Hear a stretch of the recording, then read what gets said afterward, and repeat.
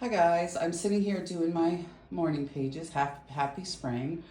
I'm pretty much all packed. It's funny how you accumulate more stuff than you normally do, but you think you try to keep it to a minimum, especially when you're homeless. But I thought I would do a quick video. I had sent a notice to the manager here, the leasing manager, about the let me fix the pillows here so it looks a little bit about the inspection, because you're supposed to do that before you leave, with the courtesy to make sure you get your security back. And I haven't heard anything. So as usual, uh, you know, you have to worry about your security.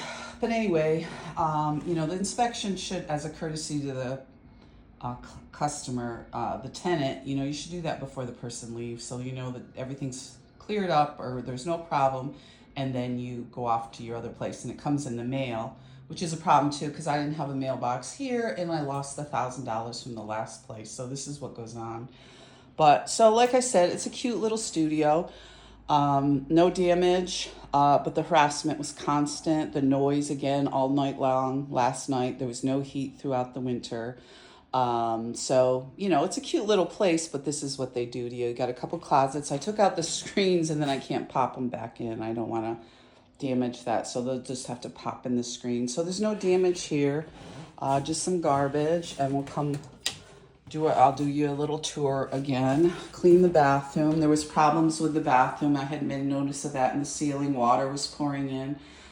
So they fixed that. But, this cracking down here continued repeatedly. I had cleaned this a couple times, but it would sound like they were sawing, in the morning to make noise, and the here was crumbling. They repaired some things when I moved in, but they never followed up. That was there when I moved in. So they never really did much repairs when the water was coming in. So there was that. The window was broken when I moved in. It had a crack in it, as you can see. But other than that, it was a cute little bathroom. The shower was okay. They had done some repairs on that because it was leaking.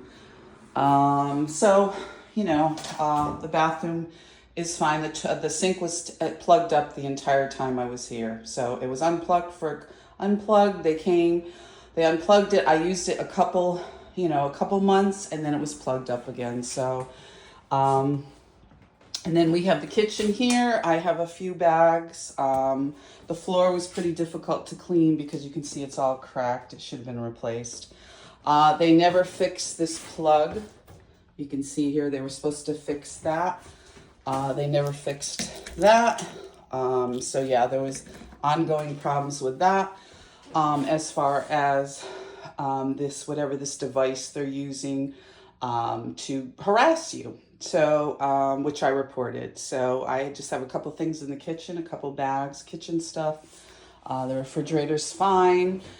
Same sort of thing though, weird stuff with the refrigerator and the power. So, which I mentioned other videos. It's a similar pattern here. So, a couple groceries to pack.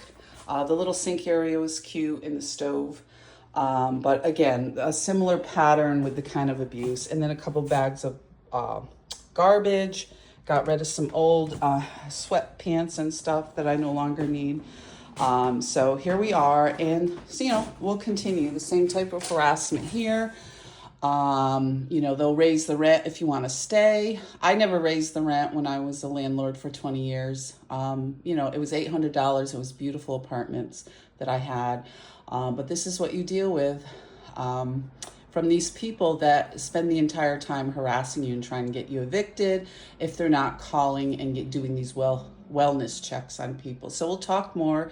Be safe. I'm continuing to pack today, and hopefully the next place will be good because I don't feel very well and I have to move myself. And, I'm 62 years old and this gets a little tiring. I put out a post. My ex-husband had DWI at the time. My cousin was a heroin addict in treatment, and the mayor was also seeking treatment for alcoholism. And this is what was going on in the city, attacking me and a couple other neighbors. and so on and so forth. If you follow me, this is what's going on with the extremist administrations that we get in Amsterdam that make it a habit of attacking other people. And this woman in particular with the art club.